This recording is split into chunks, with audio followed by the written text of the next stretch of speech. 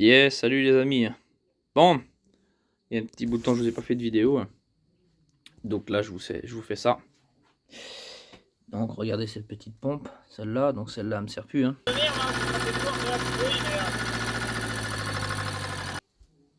C'était. Donc là, j'en ai une autre.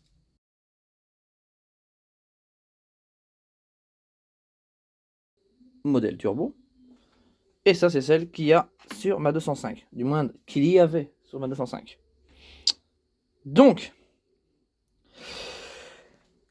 cette pompe-là est entièrement préparée avec des pistons en 7,7 mm et avec un kit ALDA pour la stratégie d'enrichissement de turbo.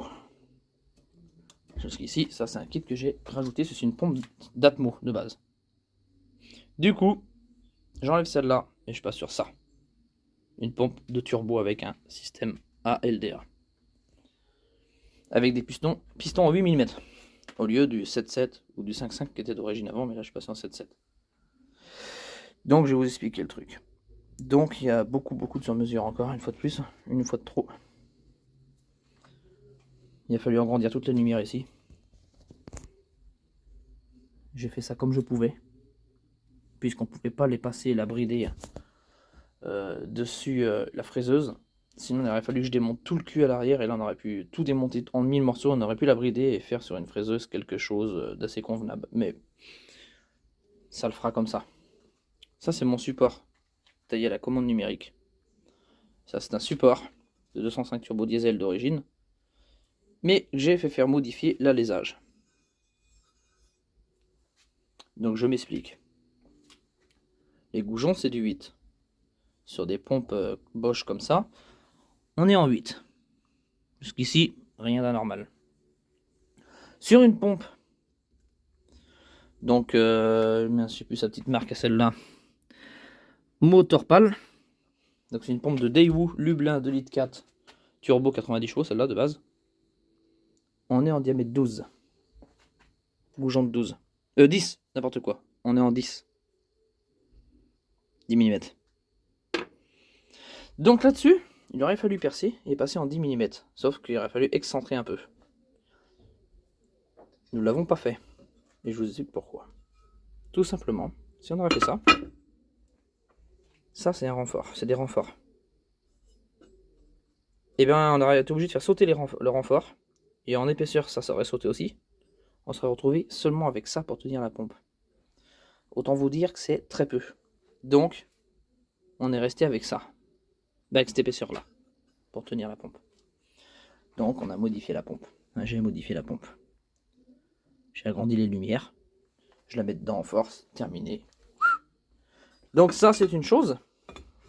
Donc le support tout sablé, hein, tout propre. Mon collègue m'a sablé ça. Super cool. Je fais sous-traiter.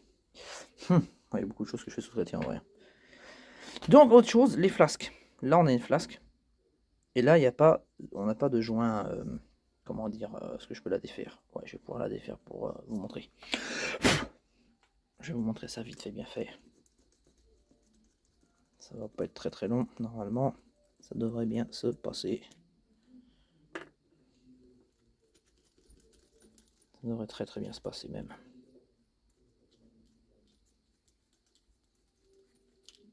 Allez.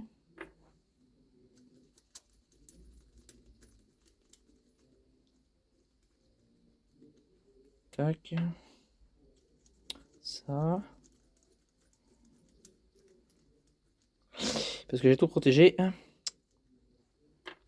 J'ai mis ça en force. Tellement mis en force qu'on pourrait presque croire que c'est un joint. Non, c'est une blague. Oh, il est pas trop mal. Voilà comment que c'est fait. Voilà la bride. Enfin, la flasque. De base, c'est fait comme ça. Il n'y a pas de joint. C'est lubrifié avec l'huile moteur. Lui, il ressort par là. Et la lubrification se fait. Elle rentre, je sais plus par où, si je dis pas de bêtises. Non, ça rentre là-dedans et ça ressort par là en même temps, en fait. Ouais, c'est ça.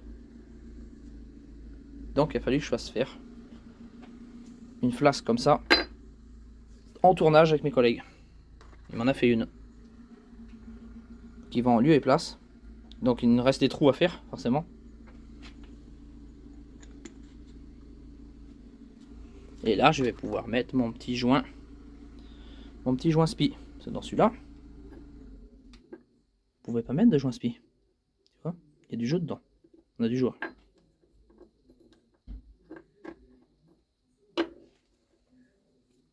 Tandis que là, il a tout fait ça nickel comme il faut. Je vais le mettre un peu en force, hein, normal.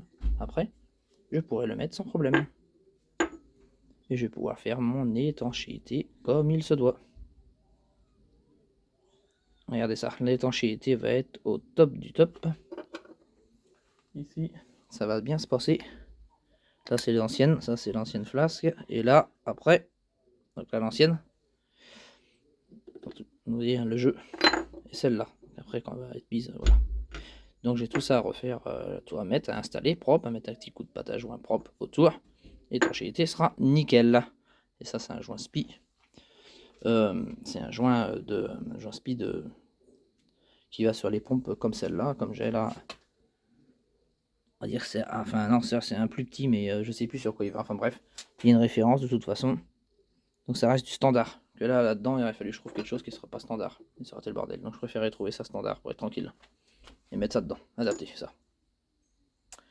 Il faut savoir que celle-là aussi, de base, quand je l'avais, elle était lubrifiée avec l'huile moteur parce que c'est une chaîne qui vient dessus après et tout ça. J'ai dû toute la modifier et la faire à bain d'huile. D'ailleurs, je me suis amusé à mettre des plexiglas pour faire un délire. Le bain d'huile sur une pompe PES, c'est à la moitié comme ça. Ça, c'est le bouchon de débordement.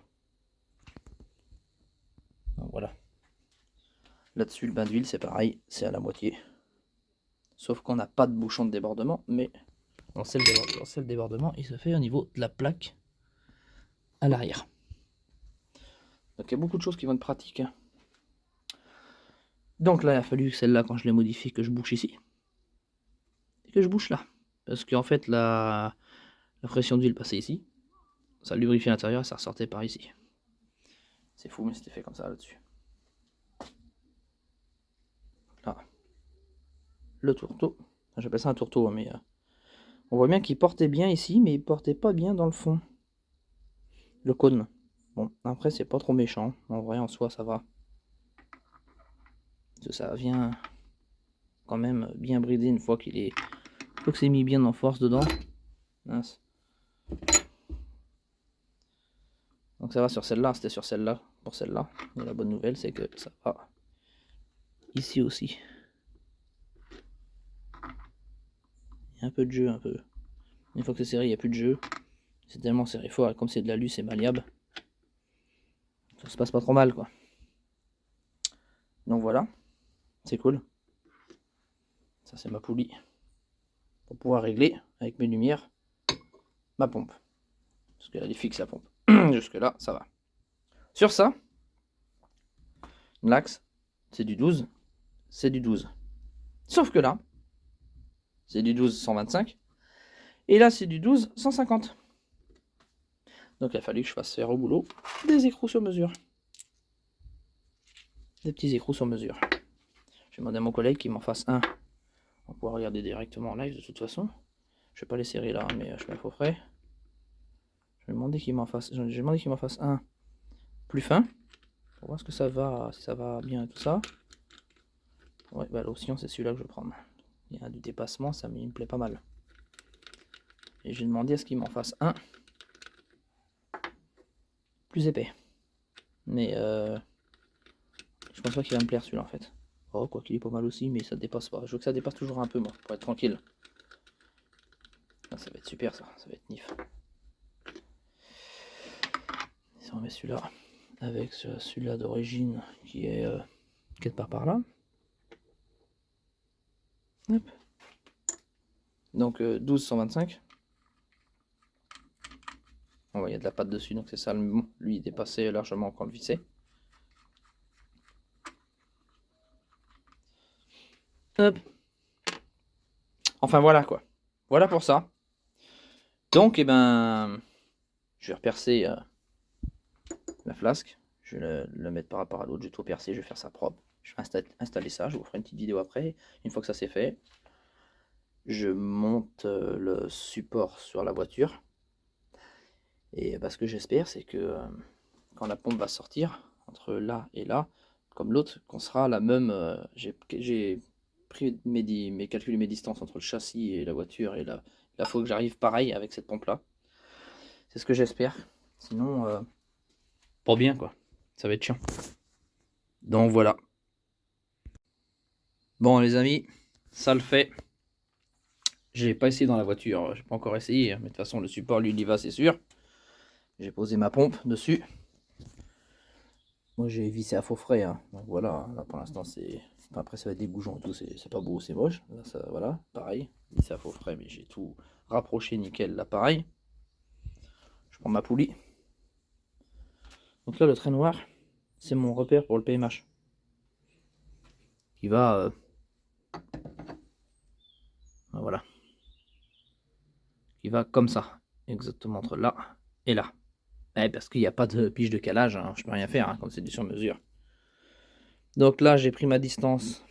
Elle va tenir, elle va pas tomber. J'ai pris ma distance de là à ici à ma pompe. Je suis identique. J'ai fait pareil là.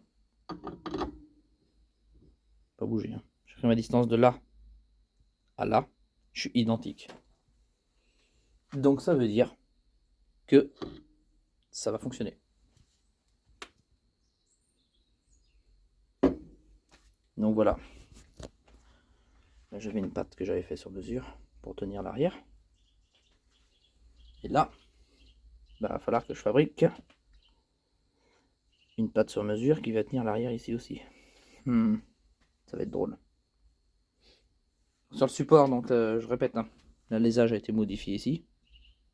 Là, il a été modifié. Et là, ici, ce qui tient la pompe à l'arrière, donc sur les pompes Bosch ou Lucas, il a été coupé pour que je puisse passer là. Ici, normalement, ici, on a un trou avec un filetage pour le cache distri. Il a été coupé aussi parce que ça passait pas ici. Tu vois? Donc voilà, il n'y aura plus qu'à refabriquer un câble d'accélérateur sur mesure pour celle-là. Un système d'arrêt de coupe à membrane par dépression pour couper la pompe. Un raccordement à LDA. Ouais, des tuyaux, peut-être les recintrer un peu. Et puis, ce sera pas mal, quoi. J'ai du taf. Et je vais m'occuper à faire ça ce week-end, ça va être cool. Donc voilà, voilà. Je vous reprends très vite en vidéo pour vous montrer la suite. Ah oui, je voulais vous montrer une chose aussi. Je me suis rendu compte d'une chose assez grave et importante. Mon support sur mesure taillé dans la masse commande numérique. Une partie, une autre partie. Après, ça a été assemblé. Mais il est fissuré. Il est fissuré là. Censé normalement ne jamais bouger. Fissuré tout ici. Ensuite, là, je crois pas qu'il est fissuré. Et j'ai vu qu'il était fissuré tout là aussi. Mais j'ai tout nettoyé. Ça se verra pas. Alors, j'ai tout nettoyé. Il est fissuré tout ici. Si on le voit sur la photo, si on le voit sur la vidéo en fait. Il est fissuré tout là. Il est fissuré tout là. Non. En fait, il est fissuré là. Tout là. Donc, c'est pour ça que j'avais des vibrations. Ça vibrait. À un certain régime moteur, j'avais des vibrations. Alors, la pompe sûrement qui vibre aussi. J'ai mis là-bas. Peut-être, je sais pas. Ou un mauvais équilibre entre la poulie et la pompe. Mais vu que c'est des pièces, vu que c'est une poulie et pour moi c'est du taillé dans la masse, pour moi l'équilibrage, je pense pas qu'il y joue vraiment. Après moi mon moteur prend 7000 3 minutes. Donc si je dis pas de conneries, bah là on apprend la moitié moins. Donc je prends 3005. C'est ça si je dis pas de bêtises en haut. Ouais c'est ça. Ouais je prends 3500 tours minutes. Parce que 7000 divisé par 2 ça fait 3500 si je dis pas de bêtises. Donc ça fait que ça tourne à 3500 tours minutes. La pompe elle tourne à, ils prennent 3500 tours minutes les pompes. Ils prennent pas 7000 forcément, on a 2 tours en moins en haut. Donc voilà, affaire à suivre. Et voir si là ça vibrera ou pas. Mais en tout cas je voulais vous montrer ça parce que c'est ouf.